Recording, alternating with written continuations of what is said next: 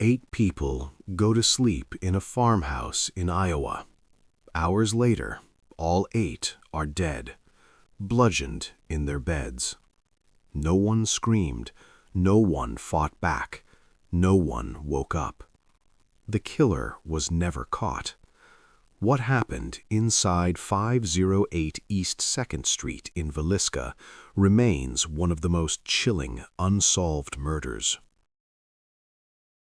Villisca, Iowa, in 1912, sits nestled in the rolling farmland of Montgomery County, a community of approximately 2,500 souls where everyone knows everyone else's business. The town operates as a testament to American agricultural prosperity, with wide dirt streets lined with white-painted homes, churches on nearly every corner, and a railroad depot that connects this modest settlement to the broader world beyond the cornfields. The town operates on rhythms as predictable as the seasons. Farmers rise before dawn to tend their livestock. Shopkeepers open their establishments at 8 o'clock sharp. Children attend the Presbyterian Church for Sunday services and weekday programs. Women gather for quilting circles and temperance meetings. Men congregate at the livery stable and general store to discuss crop yields and local politics.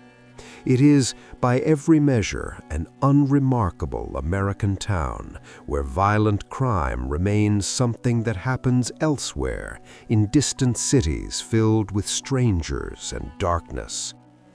In places like Villisca, danger didn't announce itself. It waited. The social fabric of Villisca weaves itself tightly around its inhabitants. Neighbors leave their doors unlocked. Parents send children to play without supervision. Trust serves as the community's foundation, built over generations of shared harvests and mutual support.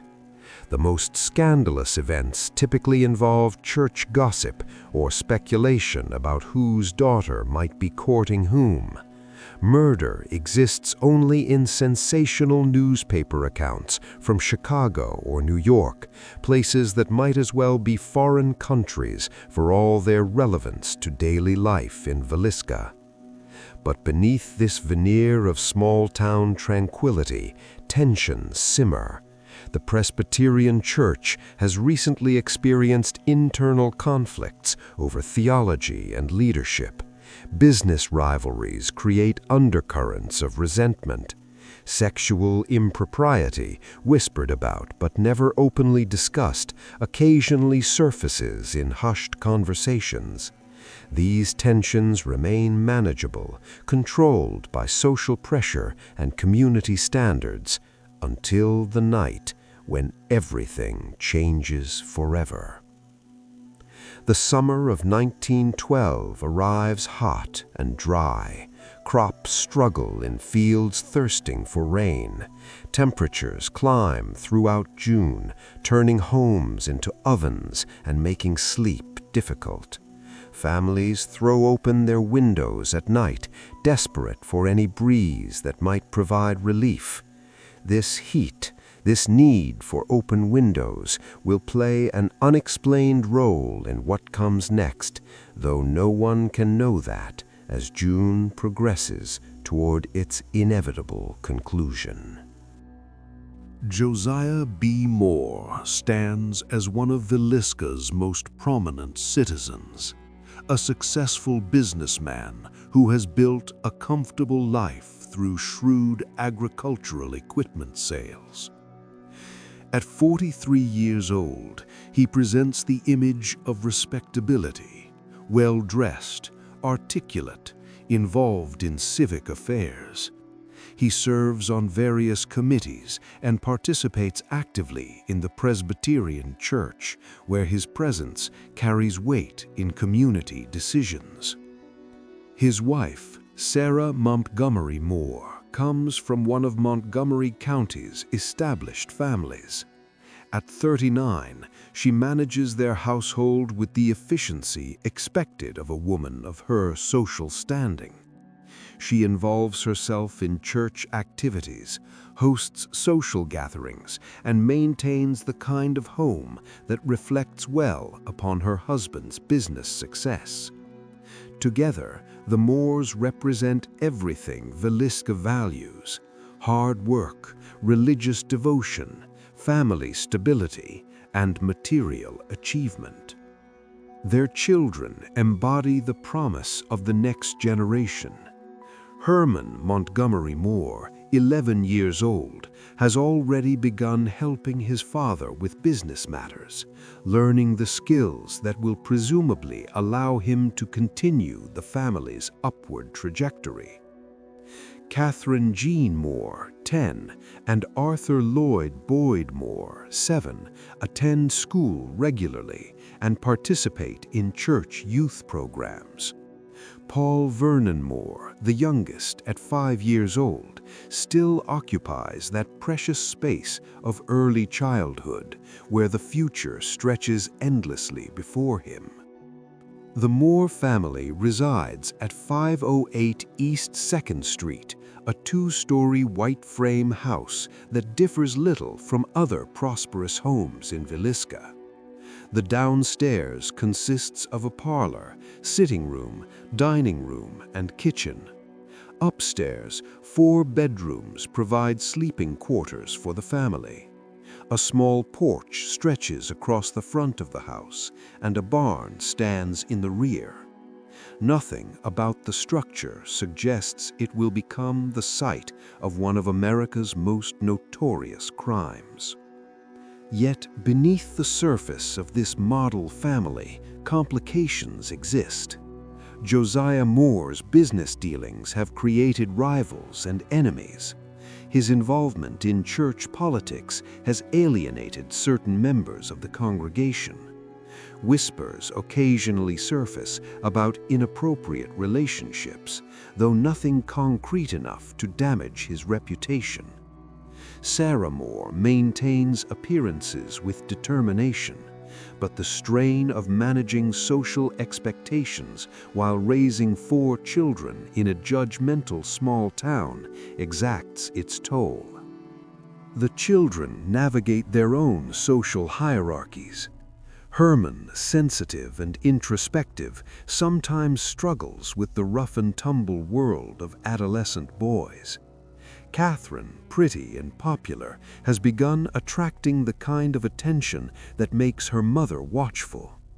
Arthur and Paul remain young enough that their concerns center on games and adventures, still innocent of the darker currents flowing through adult life.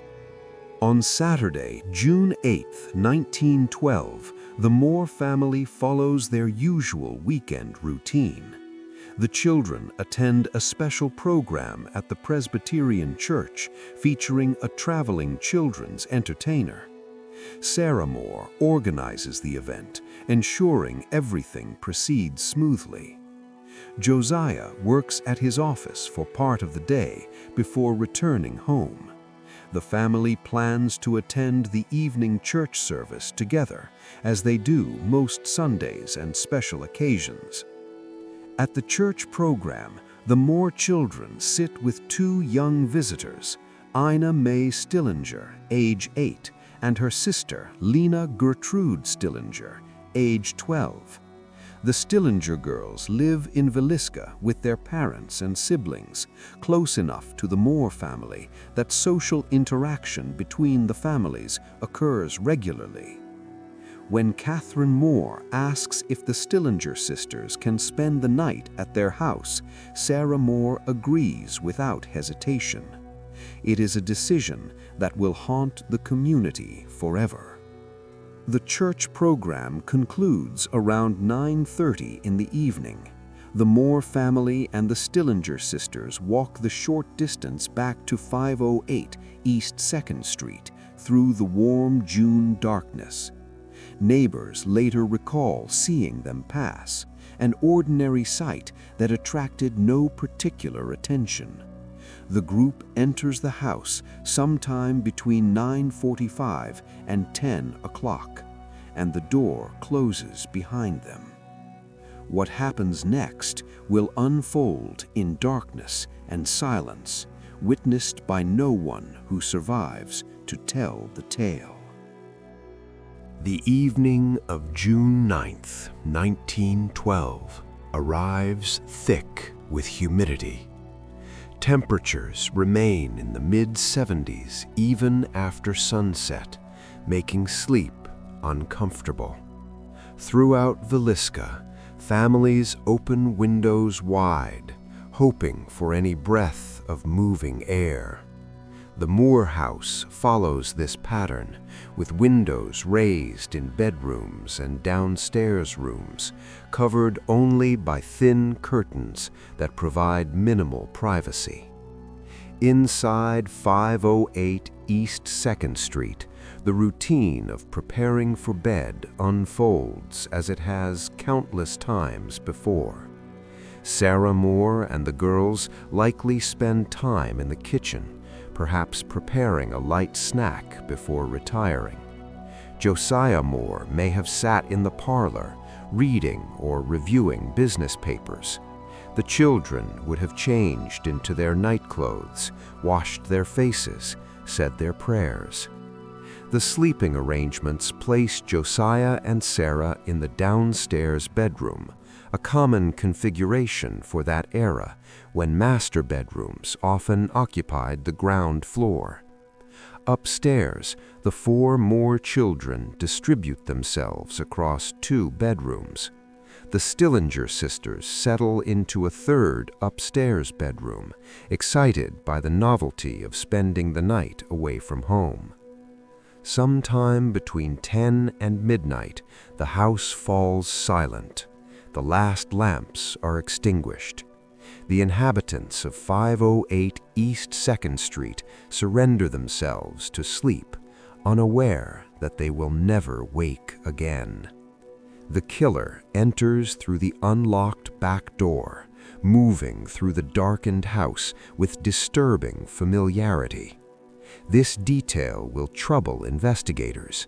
The intruder navigates the interior without hesitation, suggesting either previous knowledge of the layout or extraordinary luck in the darkness. The killer carries an axe, later determined to belong to Josiah Moore himself, taken from the woodshed or barn. The sequence of murders follows a methodical pattern that speaks to planning rather than spontaneous rage. The killer begins in the downstairs bedroom where Josiah and Sarah sleep. The axe rises and falls with brutal efficiency. Josiah Moore receives crushing blows to his head that cave in his skull. Sarah Moore suffers the same fate, murdered in her bed without ever regaining consciousness. The ferocity of the attack ensures neither victim has time to cry out or struggle. Moving upstairs, the killer enters the bedroom where Herman and Catherine Moore sleep. Again, the axe rises and falls. 11-year-old Herman dies from massive head trauma. 10-year-old Catherine receives similar treatment. Her life ended with the same methodical brutality. The killer then moves to the next bedroom, where Arthur and Paul sleep, two small boys who never wake from the nightmare that descends upon them. In the final bedroom, the Stillinger sisters meet their fate. 12-year-old Lena Gertrude shows signs of having awakened or struggled, though the autopsy will indicate she too died from blunt force trauma to the head. 8-year-old Ina May never knows what kills her, murdered in her sleep like most of the others. The entire sequence of murders likely takes less than an hour. 8 people die without screaming, without fleeing, without raising any alarm that might alert neighbors or passers-by. The silence of the crime will haunt investigators for decades. How does someone murder 8 people with an axe in a residential neighborhood without anyone hearing anything unusual? After completing the murders, the killer engages in behavior that suggests a disturbed psychology. Mirrors throughout the house are covered with clothing or turned to face the wall. A piece of bacon is found in the downstairs bedroom, though its significance remains unclear. The murder weapon, Josiah Moore's own axe, is left propped against the wall in the downstairs guest room, wiped clean of blood. Most disturbingly, evidence suggests the killer remained in the house for an extended period after the murders. Cigarette butts are found in the attic, along with signs that someone spent considerable time there. A bowl containing bloody water indicates the killer attempted to wash. The intruder searches through closets and drawers, though nothing of significant value is taken. This post-murder activity speaks to a calculated rather than frenzied mind, someone comfortable enough with what they have done to linger in a house full of corpses. As dawn approaches on Monday, June 10, 1912, the killer finally departs through the same back door they entered. The sun rises over Villisca, revealing nothing unusual to the waking town. Inside 508 East 2nd Street, 8 bodies lie cooling in their blood-soaked beds, and no one yet knows that anything is wrong. Mary Peckham, a neighbor who lives directly adjacent to the Moore property, begins her Monday morning with a growing sense of unease. By 7 o'clock, the Moore house remains dark and silent. No smoke rises from the kitchen chimney. No children emerge to do morning chores. For a family as reliable and routine-oriented as the Moores, this departure from normal behavior strikes her as wrong. Mary Peckham tries telephoning the Moore residence, one of the few homes in Villisca equipped with telephone service. The phone rings unanswered. She walks to the front door and knocks loudly. Silence answers her. She tries the back door, finding it locked, unusual for a town where most doors remain unlocked even overnight. Growing increasingly worried, she returns to her own home to consult with her husband. "Something isn't right," she tells him. "The house is completely quiet. No one is stirring." By 8 o'clock, Mary Peckham's concern has escalated into genuine alarm. She contacts Josiah Moore's brother, Ross Moore, who arrives at the house within minutes. Ross Moore tries both doors and receives no response to his increasingly urgent knocking. Like Mary Peckham, he finds the back door locked, which strikes him as highly unusual for his brother's household. Ross Moore locates the spare key and unlocks the back door. He pushes it open and calls out, "Josiah! Sarah!" His voice echoes through the unnaturally silent house. He takes several steps inside, allowing his eyes to adjust to the dimness created by drawn shades and covered windows. The smell hits him first, a sickly sweet odor of blood and death that his brain struggles to process. He moves toward the downstairs bedroom, perhaps thinking someone has taken ill. What he sees when he reaches the doorway will remain seared into his memory for the rest of his life. Josiah and Sarah Moore lie in their bed, their heads destroyed by repeated axe blows. Blood saturates the bedding, the walls, the ceiling. The violence of the scene defies immediate comprehension. Ross Moore backs away, his mind unable to fully accept what his eyes report. He stumbles toward the front door, bursting outside into the morning sunshine. "They're all dead!" he shouts to Mary Peckham, who has followed him to the property. "Call the sheriff! Call everyone! They've been murdered!" Word spreads through Villisca with the speed that only shock and horror can generate. Within minutes, townspeople begin gathering outside 508 East 2nd Street. Hank Horton, Villisca's town marshal arrives quickly, though his small-town law enforcement experience has prepared him for nothing like this. He enters the house, confirming the carnage in the downstairs bedroom before moving upstairs.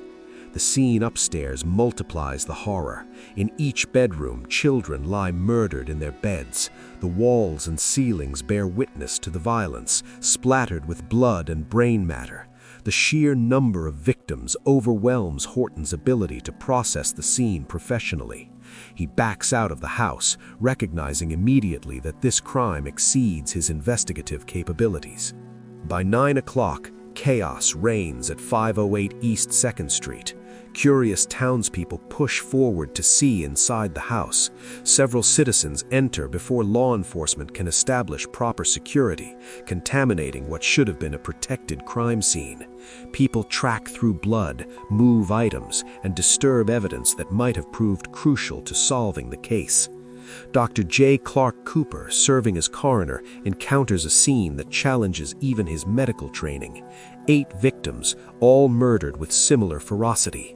The angle and pattern of wounds suggest the victims were attacked while lying down, struck repeatedly with a blunt instrument. Most show defensive wounds, indicating they never regained consciousness long enough to raise their arms in protection. The Stillinger sisters present particular heartbreak.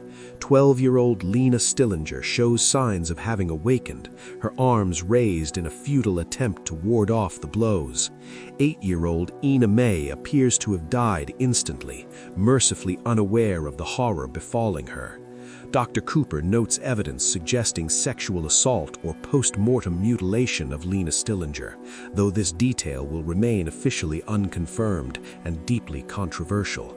By mid-morning, the Montgomery County Sheriff arrives, along with representatives from the Iowa Bureau of Criminal Investigation. The scope of the crime demands resources beyond what Villisca can provide. Investigators begin the painstaking process of documenting the scene, photographing the carnage, and collecting what evidence remains after the morning's chaos. The discovery of the murder weapon, Josiah Moore's own axe, suggests the crime was not premeditated in the sense of bringing weapons to the scene. Yet the methodical nature of the murders contradicts any notion of spontaneous violence. Someone entered that house with the intention of killing everyone inside, even if the specific means were obtained after entry. Neighbors are questioned about what they saw or heard during the night. Their answers provide little useful information.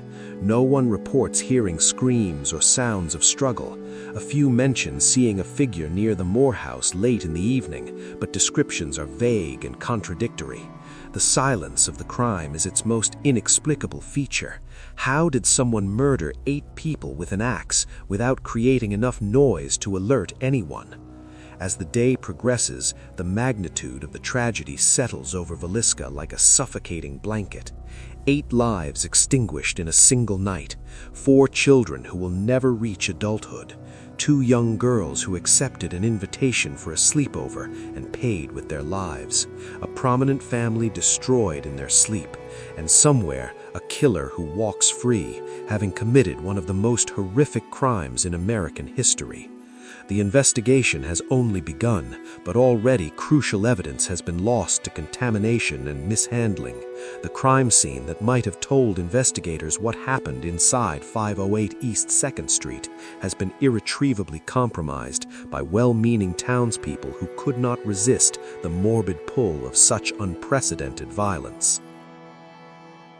The hours following the discovery of the Moore family murders represent a masterclass in how not to preserve a crime scene. By the time professional investigators arrive from Des Moines, dozens of Villisca residents have already trampled through 508 East 2nd Street, touching items, moving objects, and destroying evidence that might have identified the killer. The initial contamination begins with the discoverers themselves. Ross Moore, understandably shocked by finding his brother's family murdered, does not immediately recognize the need to preserve evidence. He walks through multiple rooms, touches doorknobs, and disturbs the scene before backing out. Mary Peckham and other early arrivals similarly enter the house, their curiosity overcoming any sense that they might be destroying crucial clues. Town Marshal Hank Horton, lacking experience with major crimes, fails to immediately secure the perimeter. For at least an hour, maybe longer, local residents file through the house, viewing the bodies with a mixture of horror and fascination. Some take souvenirs, small items they claim as mementos of the tragedy. Others simply want to see for themselves the carnage that rumor describes.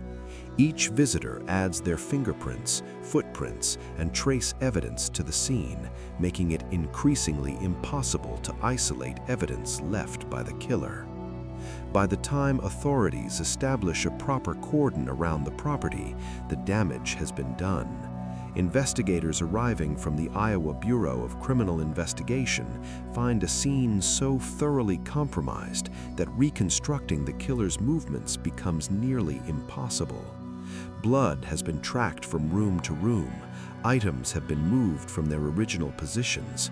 Potential evidence has been pocketed by souvenir hunters or accidentally destroyed by careless observers. The investigation does document certain key findings, despite the contamination. The murder weapon is conclusively identified as an axe belonging to Josiah Moore, kept in the woodshed behind the house. The killer apparently retrieved this axe either before or during the commission of the crimes. After the murders, the axe was left propped against a wall in the downstairs guest bedroom, the blade wiped clean, though blood remained on the handle. Investigators note the covered mirrors throughout the house, a detail that suggests ritualistic behavior or superstition on the killer's part. In various cultures and time periods, mirrors are covered after deaths to prevent souls from becoming trapped or avoid bad luck. Whether the killer acted from such beliefs or simply wished to avoid seeing their own reflection while committing murder remains speculation. The cigarette butts found in the attic provide potential evidence. Analysis determines they are a particular brand, though this information proves less useful than hoped, since the same brand is widely available throughout Iowa. The presence of cigarette remains does confirm that someone spent time in the attic, either before, during, or after the murders, most likely after, based on their location and the lack of blood traces near them. Evidence of a search through the house raises questions for motive. Drawers have been opened and contents rifled through, yet nothing of significant value appears to be missing. Josiah Moore's wallet remains in his pants pocket with its cash intact. Sarah Moore's jewelry sits undisturbed in her bedroom. The house contains various items that would attract a thief, yet none have been taken.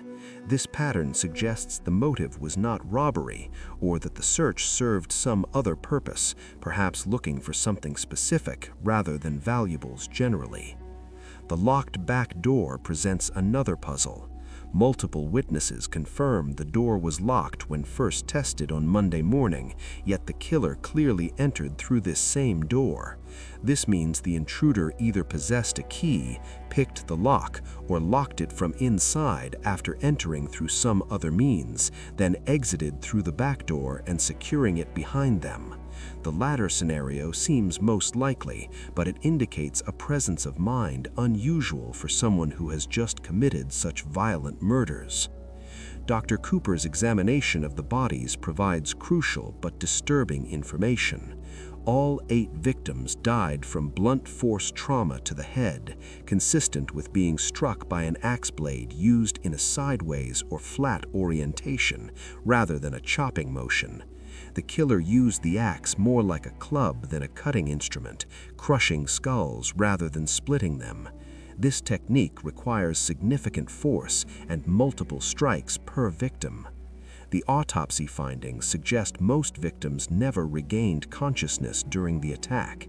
The first blow to each victim likely rendered them insensible, with subsequent strikes ensuring death.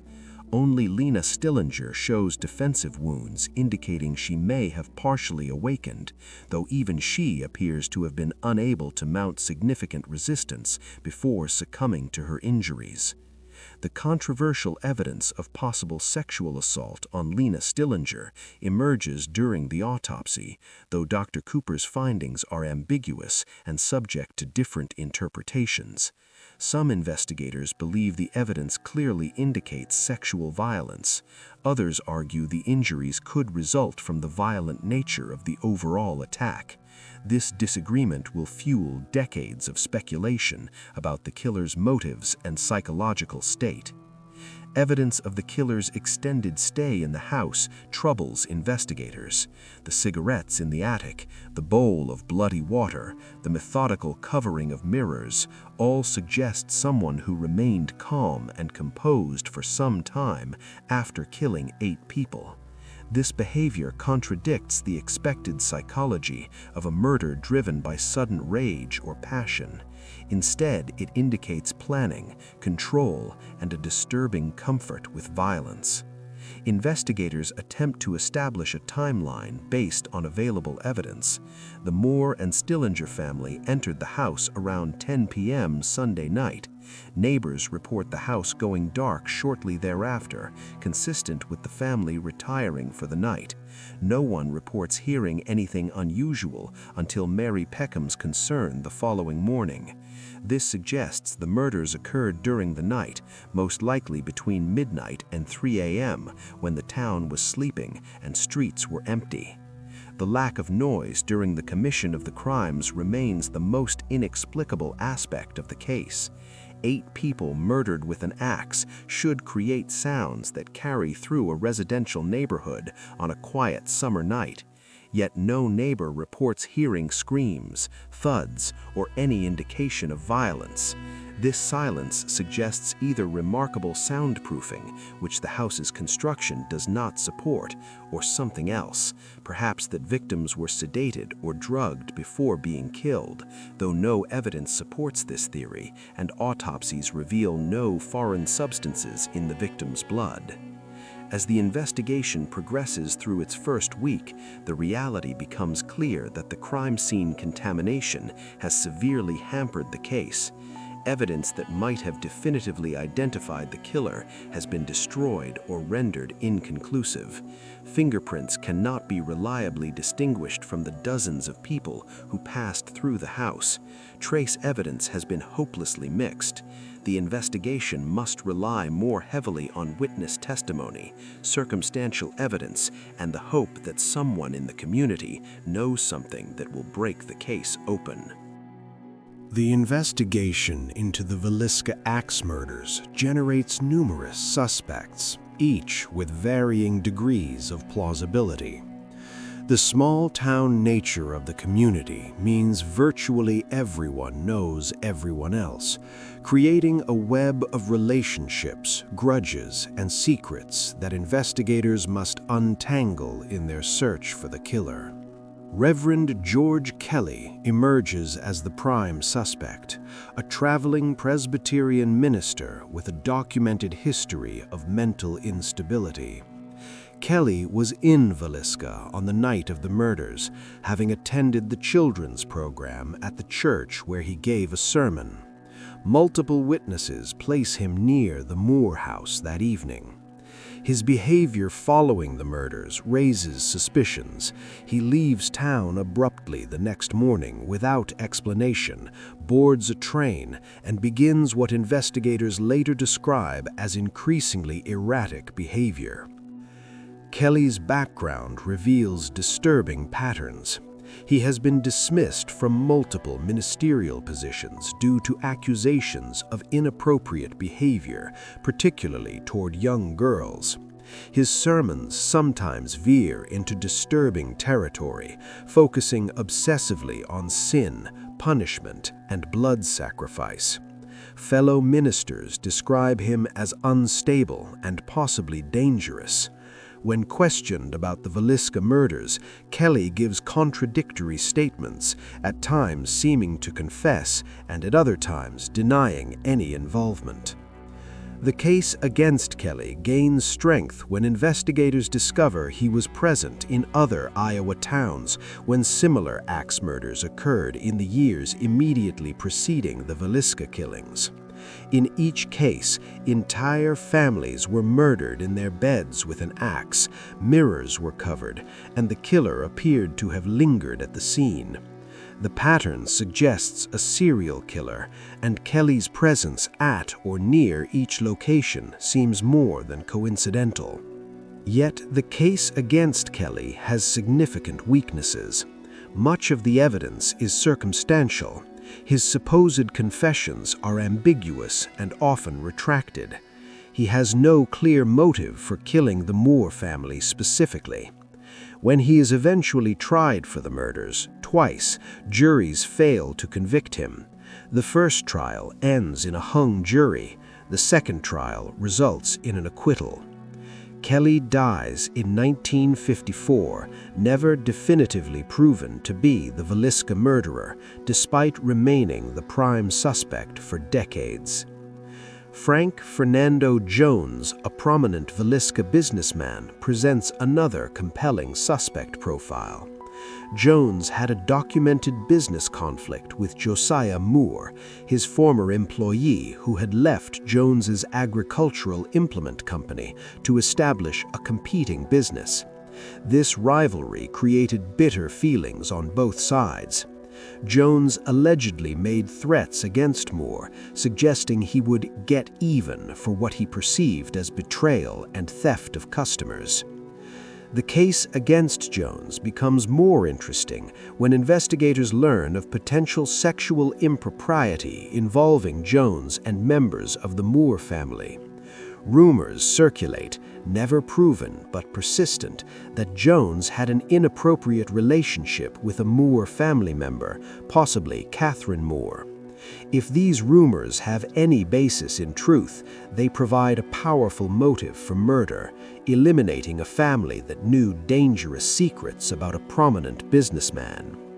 Jones has an alibi for the night of the murders, claiming he was at home with his wife.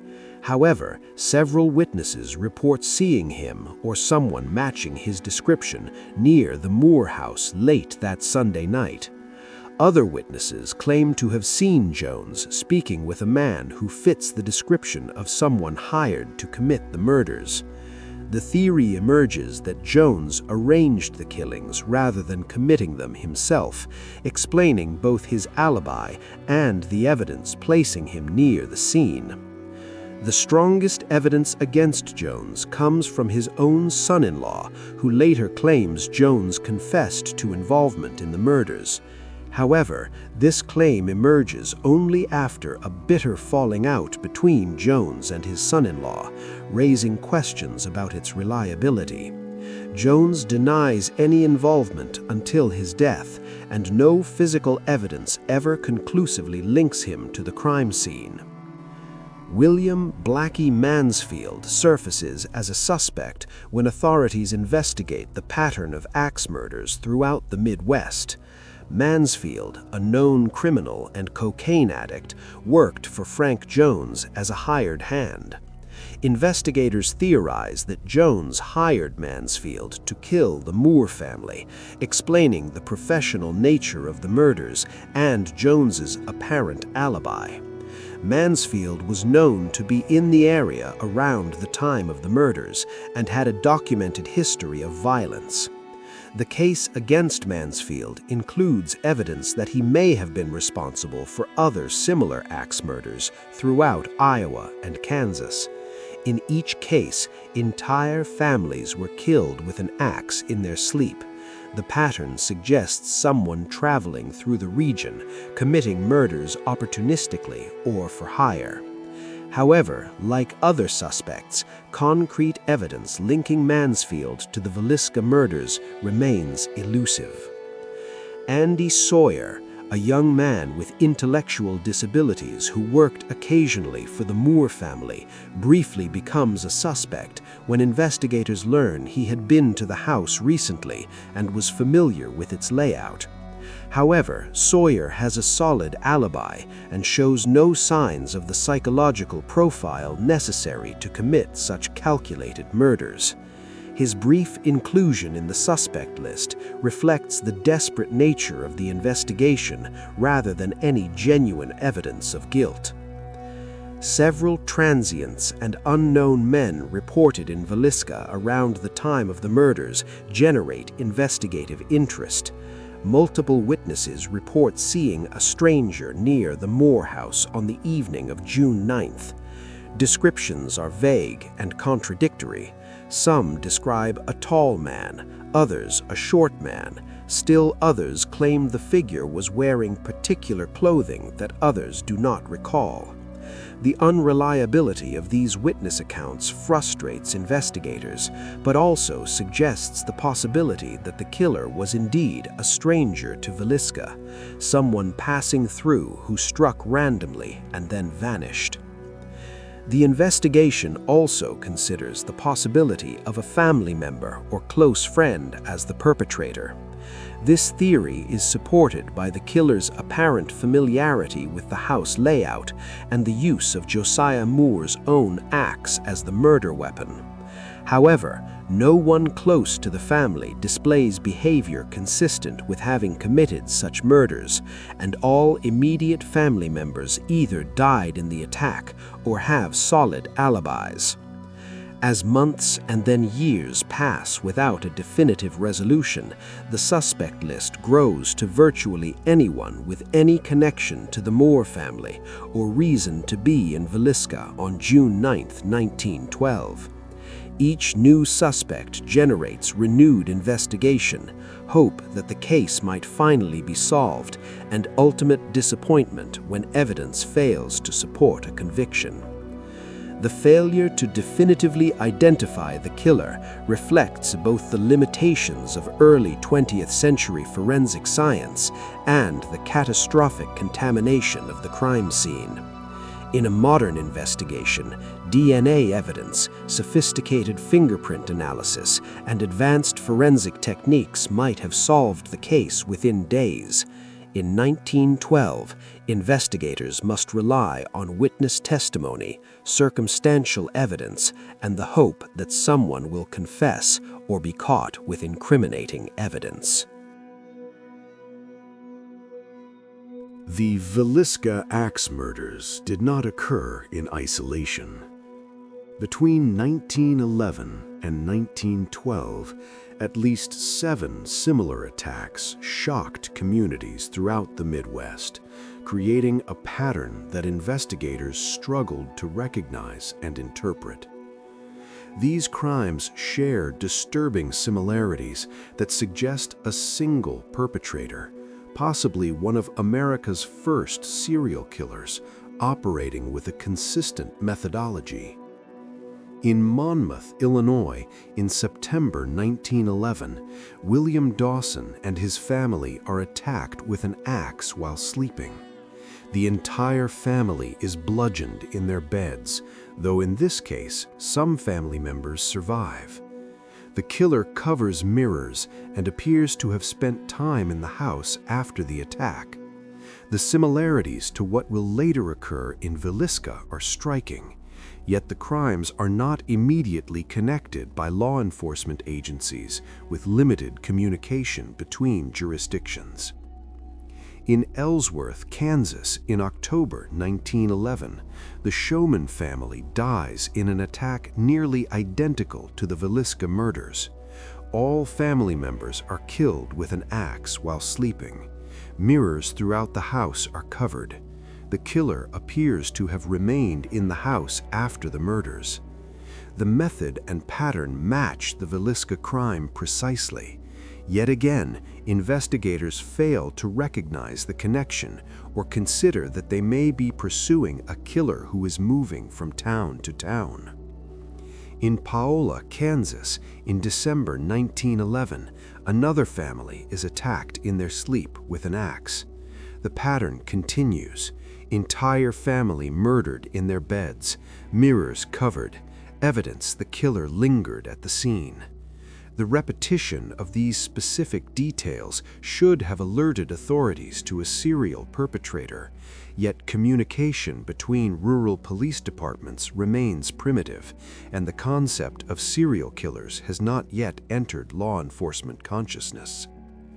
In Monmouth, Illinois, again in June 1912, the same month as the Villisca murders, the Smith family is attacked with an axe while sleeping. The timeline places this crime either immediately before or after Villisca, suggesting the killer is accelerating or moving rapidly between locations. The methodology remains consistent: bludgeoning sleeping victims with an axe, covering mirrors, spending time at the scene after the murders. After Villisca, the pattern continues. In Mount Pleasant, Iowa, in September 1912, another family is attacked in their sleep with an axe. The crime mirrors the Villisca methodology in every significant detail. Then, in Monmouth, Illinois, yet again in November 1912, the Muller family is attacked with an axe while sleeping. The killer covers mirrors and appears to have remained in the house after the murders. The final confirmed crime in this series occurs in Farwell, Texas, in August 1913. The Swift family is murdered in their sleep with an axe. Mirrors are covered. The killer lingers at the scene. By this point, more than a year has passed since the Villisca murders, and if these crimes are indeed connected, it appears the killer has either stopped, died, been imprisoned for other crimes, or moved outside the region where their crimes would be noticed. The pattern across these crimes reveals a killer with a specific methodology. The targets are families, often including children. The attacks occur at night when victims are sleeping. The weapon is always an axe, often obtained from the victim's own property. The killer enters through unlocked doors or windows, suggesting careful surveillance of target homes. Mirrors are consistently covered, indicating either superstition or a psychological need to avoid seeing themselves. Most significantly, the killer remains at the scene after the murders, sometimes for hours, engaging in ritualistic behaviors that suggest a disturbed psychology beyond simple violence. Modern criminal profilers analyzing these cases have constructed a likely profile of the killer. The perpetrator is almost certainly male, given the physical strength required to commit such attacks. He is likely between 25 and 45 years old during the active crime period. He has a job or lifestyle that allows him to travel throughout the Midwest without raising suspicion, possibly a traveling salesman, minister, or laborer moving between farming communities. His intelligence is at least average, evidenced by his ability to avoid capture despite multiple crimes. The killer's psychological profile suggests deep-seated rage toward families, possibly stemming from childhood trauma or abuse. The choice to attack sleeping victims indicates cowardice or a need for complete control. He cannot risk confrontation with awake, aware victims. The covering of mirrors suggests either superstition or an inability to confront his own reflection while committing or after committing his crimes. The extended time spent at crime scenes indicates a need for ritual or a comfort with death and violence that goes beyond the murders themselves. The geographic pattern of the crimes provides additional clues. The killer operates within a limited region of the Midwest, primarily Iowa, Illinois, and Kansas. He strikes in small towns rather than cities, suggesting either comfort with rural environments or a desire to avoid the more sophisticated law enforcement found in urban areas. The towns are often connected by railroad lines, supporting theories that the killer travels by train, a common means of transportation in 1912 that allows anonymous movement between communities. The timing of the crimes shows both pattern and randomness. Several months often pass between attacks, suggesting the killer requires time to select and surveil targets, or that he is employed in work that brings him to different communities on a schedule. The acceleration in 1912, with multiple attacks occurring within months, might indicate increasing psychological pressure or deteriorating self-control. The apparent cessation of crimes after 1913 may mean the killer died, was imprisoned for other crimes, or moved to a region where similar crimes were not reported or connected to this series. The failure of early 20th century law enforcement to recognize these patterns represents a significant missed opportunity.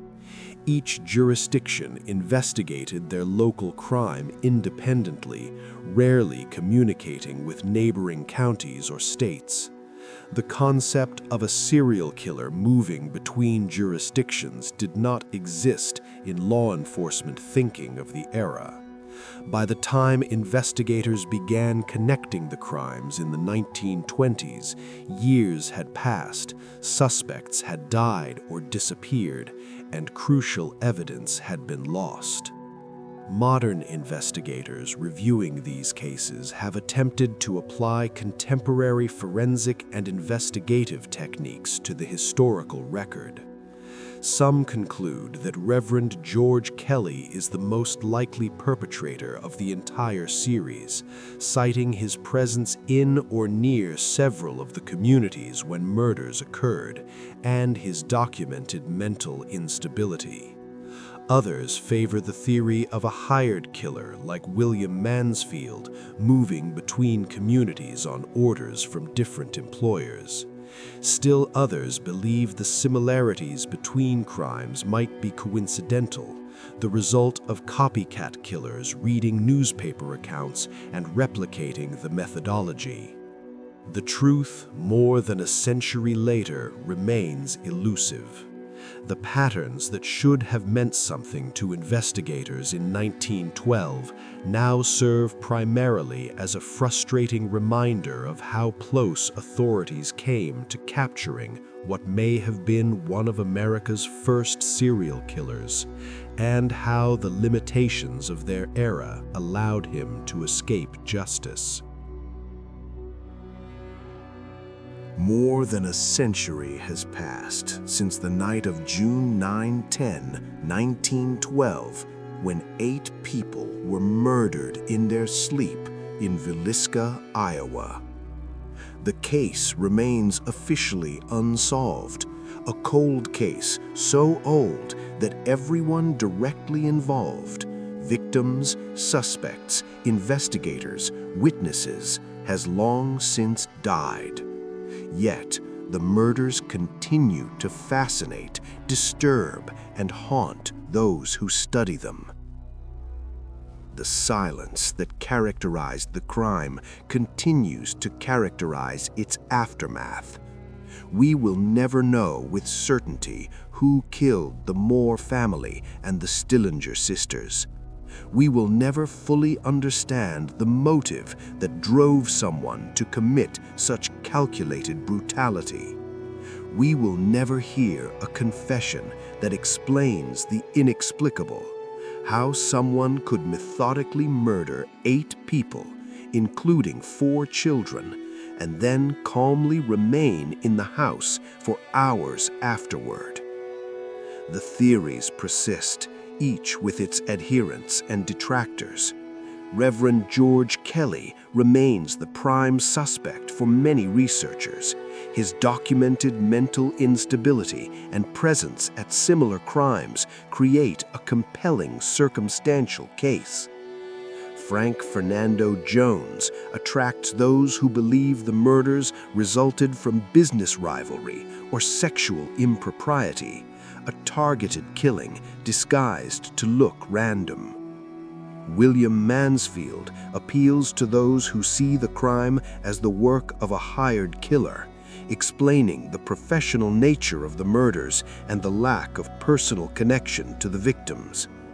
Other researchers favor the serial killer theory, seeing the Villisca Axe Murders as one incident in a larger pattern of similar crimes throughout the Midwest.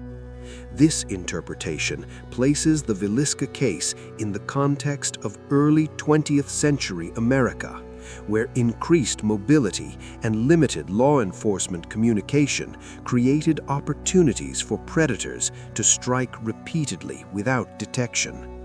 If this theory is correct, the killer may have claimed many more victims than the 8 who died in Villisca. The possibility that the killer was a complete stranger, someone passing through Villisca who selected the Moore house randomly, troubles those seeking narrative closure. This scenario offers no satisfying explanation, no motive beyond random violence, no justice possible because the perpetrator vanished into history.